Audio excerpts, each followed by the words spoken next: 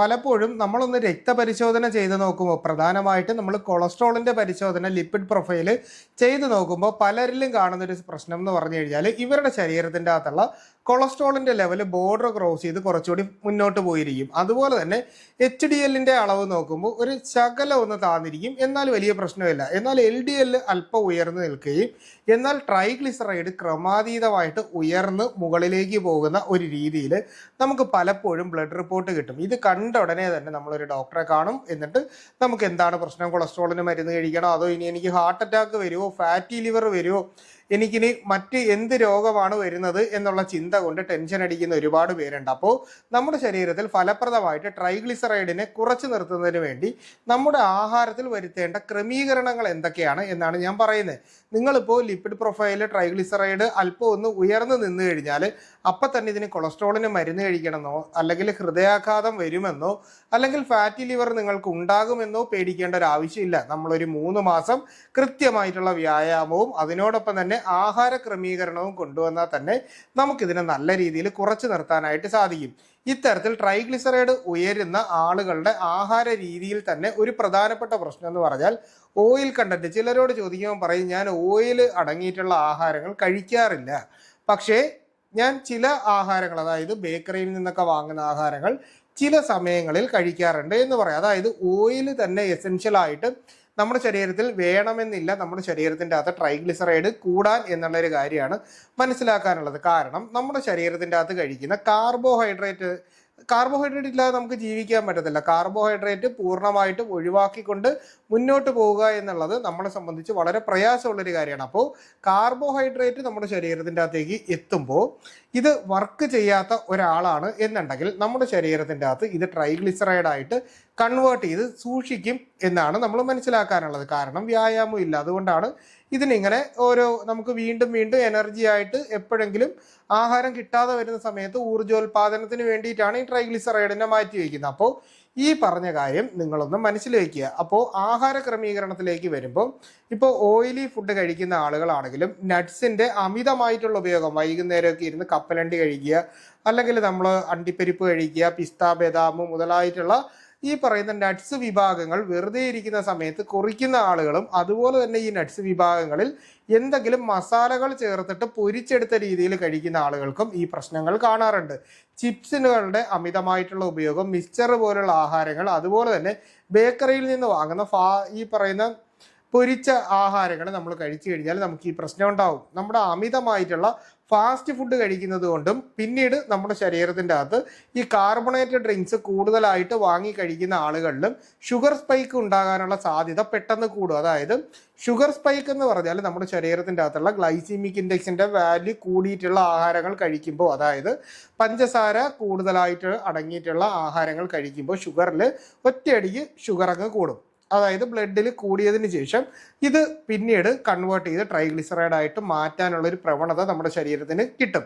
ഇനി നമ്മൾ ഒരിക്കൽ കുടിച്ചു കഴിഞ്ഞാൽ വീണ്ടും ഇത് കുടിച്ചില്ലെങ്കിൽ നമുക്ക് ഒരു സന്തോഷം കിട്ടില്ല എന്ന് പറഞ്ഞ് വീണ്ടും നമുക്കിത് കഴിക്കാനുള്ള ടെൻഡൻസി ബോഡിയിൽ ഉണ്ടാക്കിക്കൊണ്ടിരിക്കുക. അപ്പോൾ ഇതിനനുസരിച്ച് ട്രൈഗ്ലിസറൈഡ് കൂടും. അപ്പോൾ നമ്മൾ ആഹാരത്തിൻ്റെ അകത്തേക്ക് വരുമ്പോൾ അരി ആഹാരത്തിൽ ഇപ്പോൾ കഴിക്കരുതെന്നല്ല ഞാൻ പറയുന്നത്. നമ്മൾ കഴിക്കുന്നുണ്ടെങ്കിൽ രാവിലെ ദോശയോ അപ്പമോ ഇടിയപ്പമോ പുട്ടോ ഒക്കെ ആണെങ്കിൽ ലിമിറ്റ് ചെയ്ത് കഴിക്കുക. അതിനോടൊപ്പം തന്നെ നമ്മൾ തേങ്ങ അരച്ചിട്ടുള്ള കറികൾ കഴിക്കരുത്.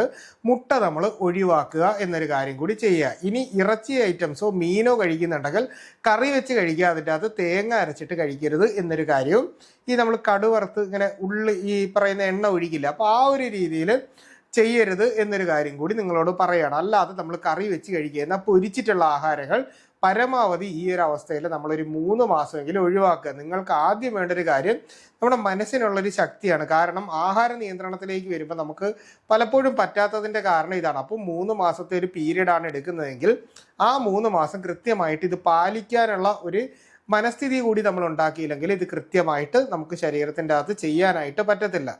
പിന്നീട് നമുക്ക് വേണ്ടതെന്ന് പറഞ്ഞാൽ നമ്മുടെ വീട്ടിലൊക്കെ ഇപ്പം നോക്കിക്കഴിഞ്ഞാൽ ഒട്ടുമിക്ക ആഹാരങ്ങൾ വെക്കുമ്പോഴും അതിൻ്റെ അകത്ത് തേങ്ങ കൂടുതലായിട്ട് അരച്ച് ചേർക്കുന്ന ഒരു പ്രവണത നമുക്കുണ്ട്. അതായത് ഇപ്പോൾ ഒരു തോരൻ വെച്ചാലും കുറച്ച് തേങ്ങ അതിൻ്റെ അകത്തൊരു ടേസ്റ്റിന് വയ്ക്കും. പുട്ട് ഉണ്ടാക്കിയാലും അതിൻ്റെ ഇടയിൽ വയ്ക്കുന്ന തേങ്ങ കുറച്ച് കൂടുതൽ വേണം. അപ്പോൾ നമ്മൾ മലയാളികൾക്ക് തേങ്ങ ഒഴിവാക്കാൻ പറ്റില്ല എങ്കിലും അമിതമായിട്ടുള്ള തേങ്ങയുടെ ഉപയോഗം പലപ്പോഴും നമ്മുടെ ശരീരത്തിൻ്റെ അകത്ത് ട്രൈഗ്ലിസറൈഡിൻ്റെ അളവ് കൂട്ടാനുള്ള ഒരു കാരണമായിട്ട് മാറാറുണ്ട്. പലപ്പോഴും തോരനും മറ്റും വയ്ക്കുമ്പോൾ നമ്മൾ എണ്ണ ചേർക്കും. അതിൻ്റെ അകത്ത് തന്നെ ഇപ്പോൾ സൺഫ്ലവർ ഓയിലായാലും ഈ പറയുന്ന ഏത് തരത്തിലുള്ള റൈസ് ബ്രാൻ ആയാലും നമ്മൾ പാം ഓയിൽ ആയാലും വെളിച്ചെണ്ണ ആയാലും എല്ലാത്തിൻ്റെ അകത്തും ഫാറ്റ് കണ്ടന്റ് ഉള്ളത് കൊണ്ട് തന്നെ നമ്മുടെ ശരീരത്തിൽ ട്രൈഗ്ലിസറൈഡ് ഉണ്ടാക്കുന്നതിന് വേണ്ടിയിട്ട് ഇത് എപ്പോഴും കാരണമായിട്ട് മാറാറുണ്ട്. എല്ലാ എണ്ണയും ഏകദേശമൊക്കെ ഒരുപോലെ തന്നെയാണ് എന്ന് മനസ്സിലാക്കാം. ഇനി നമ്മൾ പലപ്പോഴും ഈ എണ്ണയിൽ പൊരിച്ചെടുക്കുന്ന സാധനങ്ങൾ ഒരു വട്ടം പൊരിച്ചു കഴിഞ്ഞാൽ ആ എണ്ണ വീണ്ടും വീണ്ടും റീസൈക്കിൾ ചെയ്താൽ വീണ്ടും വീണ്ടും നമ്മൾ മറ്റ് സാധനങ്ങൾ പൊരിക്കുന്നതിന് വേണ്ടി മാറ്റി അടച്ചു വെച്ച് ഉപയോഗിക്കാറുണ്ട്. ഇത്തരത്തിൽ ചെയ്യുന്ന വീടുകളാണ് എന്നുണ്ടെങ്കിൽ തീർച്ചയായിട്ടും നിങ്ങളുടെ ശരീരത്തിൽ ഈ പറയുന്ന രീതിയിൽ ട്രൈഗ്ലിസറൈഡിൻ്റെ അളവ് ഒരിക്കലും കുറയത്തില്ല. കാരണം ഇത് കൂടാനാണ് സാധ്യത. ഇനി അടുത്തതായിട്ടുള്ള ഒരു പ്രശ്നം പഞ്ചസാരയുടെ അമിതമായിട്ടുള്ള ഉപയോഗമാണ്. പലരും ചോദിക്കും പഞ്ചസാരയ്ക്ക് വരെ ശർക്കരയോ പനങ്കൽക്കണ്ടോ ഒക്കെ നമ്മൾ കഴിച്ചു കഴിഞ്ഞാൽ ഈ പ്രശ്നം മാറില്ലേ എന്ന്. സത്യത്തിൽ ഇവയുടെ എല്ലാം ഗ്ലൈസീമിക് ഇൻഡെക്സ് ഏകദേശം സെയിം ആയിട്ട് തന്നെയാണ് വരുന്നത്. അപ്പോൾ ഇവ മൂന്നും കഴിച്ചു കഴിഞ്ഞാലും നമുക്ക് ഈ പറയുന്ന രീതിയിൽ നമ്മുടെ ട്രൈഗ്ലിസറൈഡ് കൂടാനും ഷുഗർ കൂടാനും ഉള്ള സാധ്യത എപ്പോഴും ഉണ്ട്. എന്നാലും പഞ്ചസാരയെ അപേക്ഷിച്ച് ഇവയ്ക്ക് രണ്ടിനും കുറച്ചുകൂടി കുറവുണ്ട് എന്നുള്ളതേ ഉള്ളൂ. അപ്പോൾ അതുകൊണ്ട് തന്നെ നിങ്ങൾ പഞ്ചസാരയുടെ ഒരു അമിതമായിട്ടുള്ള ഉപയോഗം നിങ്ങളുടെ ശരീരത്തിൽ അല്ലെങ്കിൽ നിങ്ങളുടെ ഒരു ഡേ ടു ഡേ ലൈഫിലുണ്ടെങ്കിൽ തീർച്ചയായിട്ടും അത് കുറയ്ക്കേണ്ടത് വളരെ അത്യാവശ്യമാണ്. ഇനി നമ്മൾ പലപ്പോഴും പായസം കഴിക്കാറുണ്ട്, സദ്യ കഴിക്കാറുണ്ട്. അപ്പോൾ ഇതൊക്കെ ഇടയ്ക്കിടയ്ക്ക് വല്ല ദിവസവും കഴിക്കുന്നത് കൊണ്ട് കുഴപ്പമില്ല. പക്ഷെ പതിവായിട്ട് ഇത്തരത്തിലുള്ള ആഹാരങ്ങളും ഈ പഞ്ചസാര ചേർന്നിട്ടുള്ള പേസ്ട്രി ഐറ്റംസോ മധുരം കൂടിയിട്ടുള്ള മധുര പലഹാരങ്ങൾ ഇങ്ങനെയുള്ള ആഹാരങ്ങളുടെ ഒരു ഉപയോഗം ഉണ്ടെങ്കിൽ നിങ്ങൾ തീർച്ചയായിട്ടും ഇത് കുറയ്ക്കുക. ഇതിന് പകരമായിട്ട് നമുക്ക് പച്ചക്കറികളിലും കാർബോഹൈഡ്രേറ്റിൻ്റെ അളവുണ്ട്. അതുകൊണ്ട് തന്നെ ഇത്തരക്കാർ പച്ചക്കറി ഒന്ന് വേവിച്ചതിന് ശേഷം ആ വെള്ളം ഊറ്റി കളഞ്ഞിട്ടാണ് നമ്മൾ വീണ്ടും കുക്ക് ചെയ്ത് കഴിക്കുകയാണ് എന്നുണ്ടെങ്കിൽ നമുക്ക് ഈ പറയുന്ന രീതിയിൽ കുറച്ചുകൂടി ഹെൽത്തി ആയിരിക്കും, പെട്ടെന്നുള്ള ദഹനം നടക്കും, അതുപോലെ തന്നെ ഫൈബർ കണ്ടന്റ് ശരീരത്തിൽ കിട്ടുകയും ചെയ്യും. ചപ്പാത്തി കഴിക്കുന്നതും റാഗി കഴിക്കുന്നതും ഓട്സ് കഴിക്കുന്നതും ഇത്തരക്കാർക്ക് നല്ലതാണ്. ഇത് എല്ലാ ദിവസവും കുറുക്കി കഴിക്കണം എന്നല്ല, ഇതിൻ്റെ എല്ലാം വെറൈറ്റി ആയിട്ട് നമുക്ക് പുട്ടായിട്ടോ ഇഡ്ഡലി ആയിട്ടോ ദോശയായിട്ടോ ഏത് രീതിയിൽ വേണം ഉപ്പുമാവായിട്ടോ ഒക്കെ നമുക്ക് ഉണ്ടാക്കി കഴിക്കാനായിട്ട് പറ്റും. അപ്പോൾ ഓരോ ദിവസവും ഓരോരോ വിഭവങ്ങളായിട്ട് മാറ്റിക്കൊണ്ട് നമ്മൾ ഈ പറയുന്ന ആഹാരങ്ങൾ വൈകുന്നേരം കഴിക്കുക. ഉറങ്ങുന്നതിന് 3 മണിക്കൂർ മുൻപെങ്കിലും നിങ്ങളുടെ ആഹാരം നിർത്തിയിരിക്കണം. അതായത് രാത്രി ഒരു 10 മണിക്ക് ഉറങ്ങുന്ന ആളാണെങ്കിൽ 7 മണിക്ക് തന്നെ ആഹാരം കഴിച്ചിരിക്കണം. കൃത്യമായിട്ടും ദിവസവും 1 മണിക്കൂർ വ്യായാമവും 3 ലിറ്റർ വെള്ളത്തിൽ കുറയാതെ ഒരു ദിവസം കുടിക്കുകയും ചെയ്യേണ്ടത് ഇത്തരക്കാർക്ക് വളരെ ഹെൽത്തി ആയിട്ടുള്ള ഒരു കാര്യമാണ്. അപ്പോൾ ഈ പറഞ്ഞ ഒരു ക്രമീകരണം നിങ്ങളുടെ ലൈഫിലേക്ക് കൊണ്ടുവന്നു കഴിഞ്ഞാൽ തന്നെ നിങ്ങൾക്ക് ട്രൈഗ്ലിസറൈഡിൻ്റെ ലെവല് ഇത്രയും നല്ല രീതിയിൽ കുറച്ച് നിർത്താനായിട്ട് സാധിക്കും എന്നുകൂടി പറയുകയാണ്. പിന്നീട് നമ്മൾ അറിയാനുള്ളത് ഇനി എപ്പോഴാണ് ഒരിക്കലും നമ്മൾ ലിപ്പിഡ് പ്രൊഫൈൽ ചെയ്ത് കഴിഞ്ഞാൽ അടുത്തത് എപ്പോഴാണ് ചെയ്യാനുള്ളതെന്ന് പലരും ചോദിക്കുക. അതായത് മാസത്തിലൊരിക്കൽ വെച്ച് ചെയ്താൽ മതി, അല്ലാതെ 2 ആഴ്ച കൂടുമ്പോൾ നമ്മൾ ലിപ്പിഡ് പ്രൊഫൈൽ ചെയ്യേണ്ട ആവശ്യമില്ല. അപ്പോൾ ഓരോ മാസവും നമ്മുടെ ശരീരത്തിൽ ഉണ്ടാവുന്ന കുറവ് നമുക്ക് മനസ്സിലാക്കാനായിട്ട് സാധിക്കും എന്നുകൂടി പറയുകയാണ്. അപ്പോൾ ഈ വിഷയവുമായി ബന്ധപ്പെട്ട് എന്തെങ്കിലും സംശയങ്ങളുണ്ടെങ്കിൽ അത് കമൻ്റായിട്ടോ നമ്മുടെ വാട്സാപ്പ് നമ്പറിലോ ചോദിച്ചാൽ കൃത്യമായിട്ടുള്ള റിപ്ലൈ നിങ്ങൾക്ക് കിട്ടുന്നതായിരിക്കും. അപ്പോൾ ഇത്തരത്തിലുള്ള പുതിയ അറിവുകളായിട്ട് നമുക്ക് വീണ്ടും മറ്റൊരു അവസരത്തിൽ കണ്ടുമുട്ടാം. അതുവരെ എല്ലാവർക്കും ഗുഡ് ബൈ.